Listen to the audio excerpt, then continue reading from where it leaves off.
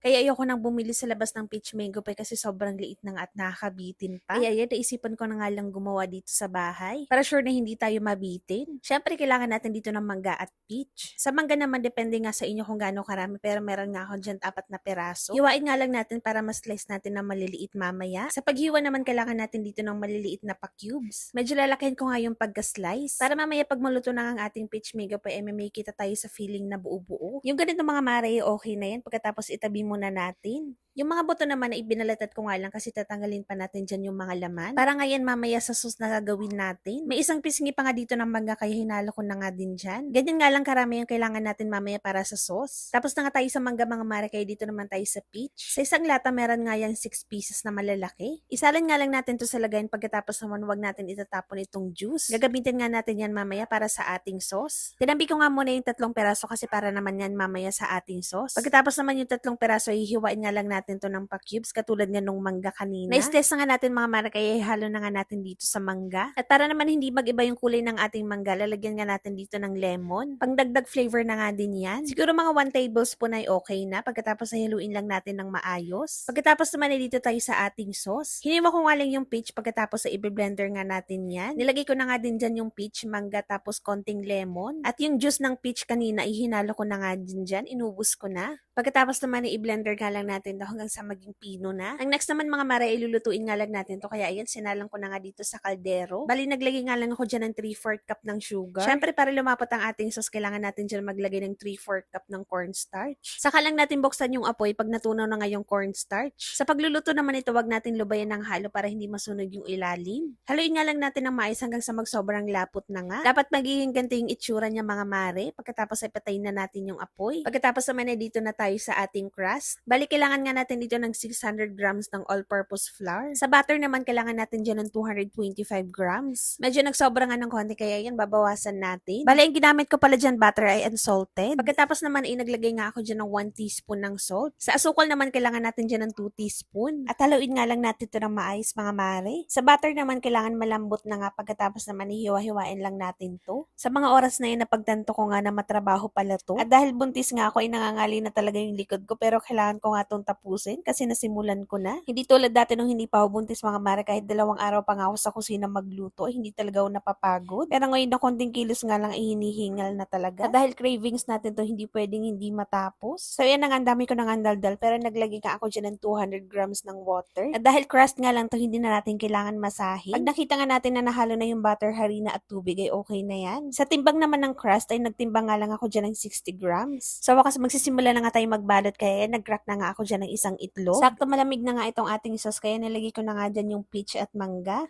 Yung iba naman mga mare, pag nagluluto nga ng sauce, hinahalo nila yung mangga pagkatapos peach dun sa sauce. At sinasalang nila sa apoy. At dahil ayoko madurog yung peach at mangga, hindi ko talaga sinama. Para buong buo talaga at maganda tignan yung feeling natin. Sa wakas na dito na nga tayo sa part na nagbabalot na. Gumamit nga lang ako dyan ng rolling pin para naman numipis itong ating dough. At sa feeling naman, naglagay nga lang ako dyan ng isang kutsara. So sobrang excited ko nga magbalot, hindi ko nga nabrush ng itlog pero okay lang yan. Ikat nga lang natin yung mga gilid mga mare para nga maging pantay. Para malak talaga ng maayos, ginamitan ko na nga din ng tinidor at syempre para may design na din. Yung ganitong size nga ng peach mango pie ay pwedeng-pwede na talaga sa isang tao at craving satisfied ka na talaga dyan at hindi ka na mabibitin. Sa pagbabalot naman mga mare, madali lang naman at sure naman ako hindi kayo mahihirapan. Ipa-flat nga lang natin yung dough, pagkatapos naman yung maglalagay nga tayo ng palaman. Ito yung sinasabi ko sa inyo mga mare na kailangan i-brush nga natin ng itlog para naman talaga masil ng maayos at makasigurado tayong hindi talaga bubuka mamaya pag ipiprito. At make sure din mga mare na wala talagang hangin sa loob para pag magpipirito tayo mamaya hindi talaga bubukas. At syempre para hindi na din tayo matalsikan ng mantika pag magpiprito. Sa recipe naman na to, kasyang-kasya lang talaga yung dough natin pagkatapos yung filling natin. Ayan, saktong 2